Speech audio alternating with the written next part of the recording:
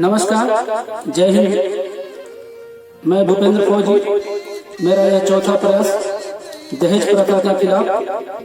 आज बेटी दिवस है, तो बेटी दिवस के उपलक्ष्य में पृथ्वी के सभी बेटियों को मेरा सादर प्रणाम है। और मैं अपने सभी भारतवासियों से ये निवेदन करना चाहूँगा कि प्लीज बेटी को ही दहेज समझे। दहेज के लिए ना दहेज ले और ना दे, क्योंकि दहेज लेना ही पाप है और देना भी पाप है। अगर आप दहेज लेते हैं तो आप सोचिए कि लड़की के बाप को कितना कष्ट देते हैं।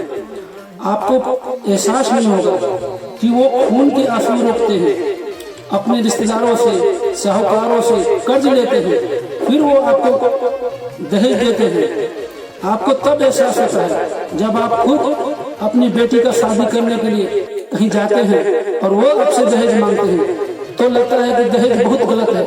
दहेज प्रथा नहीं होना चाहिए, दहेज को हटा देना चाहिए। जब आपको देने का वक्त आता है, जब लेने का वक्त आता है, तो आप बड़ा मुंह खोलते हैं और ये नहीं सोचते हैं कि मैं क्या कर रहा हूँ। तो प्लीज आप लोगों से यही निवेदन है कि दहेज प्रथा को बंद कीजिए या यथासंभव कम कीजिए। दान अलग चीज है, दान अगर कोई दे तो आप ले लीजिए, या बेटी के बाप को भी यथासंभव दान के रूप में ही कुछ दे। इसलिए आप दहेज के खिलाफ मेरे साथ कदम से कदम मिलाकर चलेंगे तो कुछ हद तक कम किया जा सकता है। और एक बात मैं कहता हूँ कि पूर्वी यूपी, बिहार और झारखंड में 50% से ज्यादा जो बुलेट गाड़ी है वो दहेजुआ गाड़ी है। क्योंकि लोग आजकल बुलेट ऐसे मांगते हैं जैसे लगता है कि मतलब क्या कहा जाए, उनको खुद का औकात नहीं कि अपना बुलेट खरीद सके। और लड़की वालों से मांगते हैं कि मुझे बुलेट चाहिए, जिनको ये भी पता नहीं कि बुलेट में क्या कितना एवरेज देता है, क्या माइलेज है उसका। बस पैसे में लोग हमें बुलेट चाहिए, बुलेट चाहिए। आप ये सोचिए बुलेट देने वाले लोग कैसे देते हैं, किस कष्ट से देते हैं, कहाँ से लाते हैं पैसे। आप सिर्फ मतलब मुंह खोल देते हैं और समझते नहीं है बेटी वालों की समस्या क्या है। आप जब बाप बनते हैं, आपको जब खुद बेटी को शादी करना होता है तो समझ में आता है कि दहेज प्रथा बंद होना चाहिए या दहेज लेना सही नहीं है। जब आप लेने का वक्त होता है तो क्यों नहीं ये सोचते कि मैं अपने बेटे का दहेज नहीं लूंगा।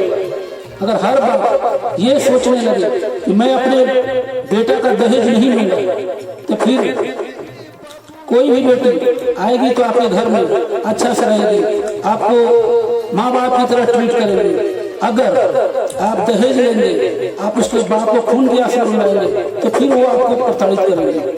मैंने इस समाज में बहुत सारे एग्जाम्पल देख रखे हैं। एक मेरा फ्रेंड जो कि पहले कुछ नहीं था, उसका नौकरी नहीं हुआ था, तो वो 2.5 लाख रुपया और एक गाड़ी पर 2 व्हीलर पर तैयार हो गया था। लेकिन 2-3 महीने तक वो लड़की से बात करता रहा, हर कुछ मतलब उसके दिल में अरमान सज गया। फिर अचानक बिहार दरोगा का रिजल्ट आता है और देखिए उस लड़का और उसके घर वालों का रवैया एट ए टाइम वो चेंज हो जाता है। बोलते हैं कि मुझे 10 लाख रुपया और एक कार चाहिए। तो सोचिए कि आप एक बाप कैसे दे पाएंगे।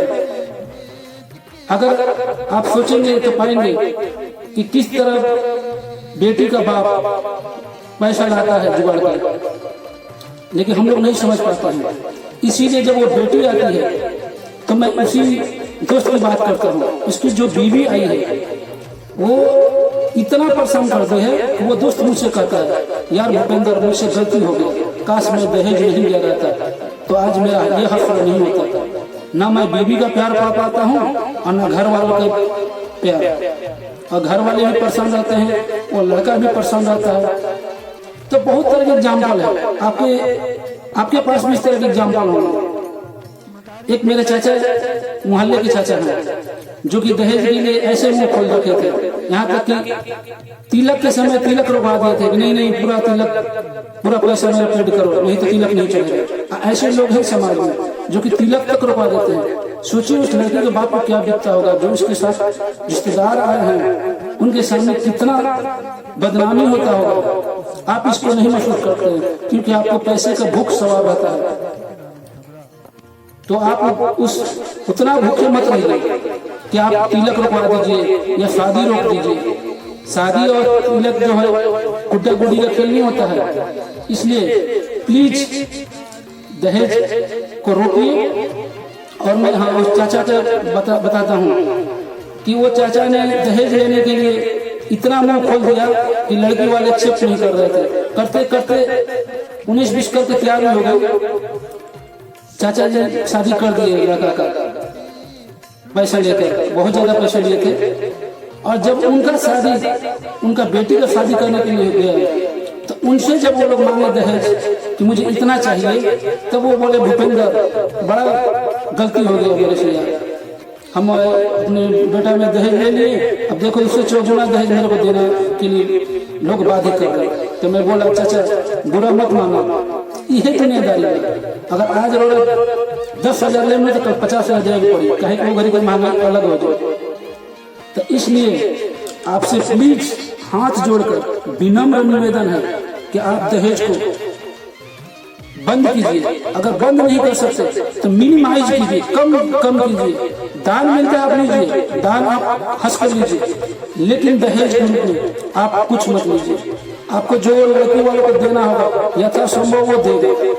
या हर कोई चाहता है कि मेरा बेटी है बहन है तो उसका रिस्पेक्ट रखते हुए लोग यथासंभव देते हैं, लेकिन आप मुंह खोलकर मांगते हैं।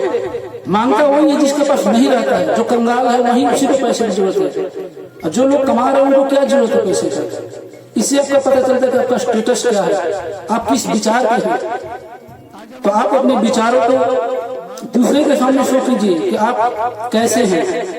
दहेज मांगने के साथ ही आपका औकात पता चल जाता है, आपके घर वालों का औकात पता चल जाता है, और आपके बेटे का औकात पता चल जाता है।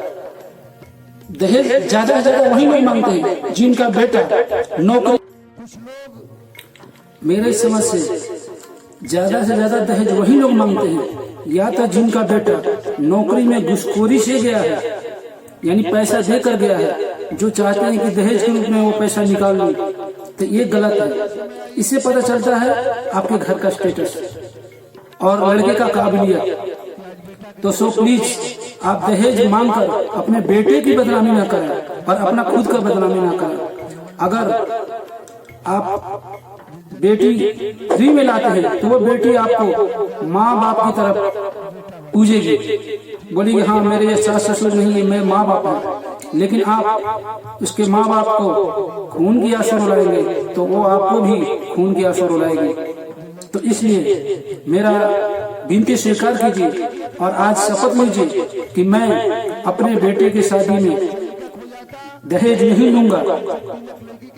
दान मिले बात अलग है, लेकिन दहेज किसी रूप से स्वीकार नहीं करूंगा। नहीं तो आजकल की लड़कियां जो दहेज लेकर आती है वो एक गाना गाती है, क्षमा चाहूंगा। रोटी भात पकाई बनाही माँ जब बरतनवा, रोटी भात पकाई बनाही माँ जब बरतनवा, दहेज देके किनले बानी तोहरा के सजनवा, दहेज देके किनले बानी तोहरा के सजनवा, दहेज देके किनले बानी। नगद रुपया 9 लाख तिलक से पहले दिहल बा, नाच बजा समियाना के ना 1 पैसा लिहल बा, राखिल दाई टहल बजाई माना मोर कहानवा, दहेज देके किनले बानी तोहरा के सजनवा, दहेज देके किनले बानी तोहरा के सजनवा, दहेज देके किनले बानी। सो दोस्तों ये गाना आपको सुनने का ना मिले तो सो प्लीज कृपया आप दहेज का बहिष्कार करें। अगर आपके घर वाले दहेज की डिमांड करते हैं तो आप यदि दूल्हा हैं तो आप बहिष्कार कीजिए, बोलिए कि मुझे दहेज की जरूरत नहीं है, मुझे अच्छा से केयर करने वाली बीवी चाहिए, मुझे दहेज नहीं चाहिए। और लड़के के बाप से मैं रिक्वेस्ट करूंगा कि प्लीज आप बहू को ही दहेज समझिए, दहेज की लोभी मत बनिए, नहीं तो फिर बुरा परिणाम हो जाएगा। क्षमा चाहूंगा ज़्यादा बोलने के लिए, और मैं रिक्वेस्ट करूंगा कि जो भी दहेज विरोधी लोग हैं, इस गाना को, इस वीडियो को आगे शेयर कीजिए। ये मेरा थॉट्स है, ये मेरा कोई प्रोफेशनल वीडियो नहीं है, या मैं कोई यूट्यूब पर प्रोफेशनल वीडियो नहीं बनाता हूँ। मेरा बस एक ही उद्देश्य है कि मैं समाज में पॉजिटिविटी ला सकूं, नहीं तो मेरा प्रोफेशन जो है उससे मैं अच्छा कमाता हूँ और भगवान की दया से सब कुछ अच्छा है, मुझे और एक्स्ट्रा पैसे इनकम की जरूरत नहीं है।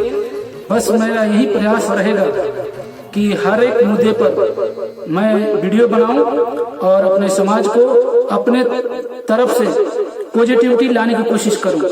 अगर मेरे वीडियो से 2, 4, 5 लोग भी सुधर जाते हैं तो मैं अपने आप को सौभाग्यशाली समझूंगा। थैंक यू, जय हिंद। दहेज क्या है? दहेज क्या है उस बाप से पूछो जिसकी जमीन भी चली गई और बेटी। I never made it, but I know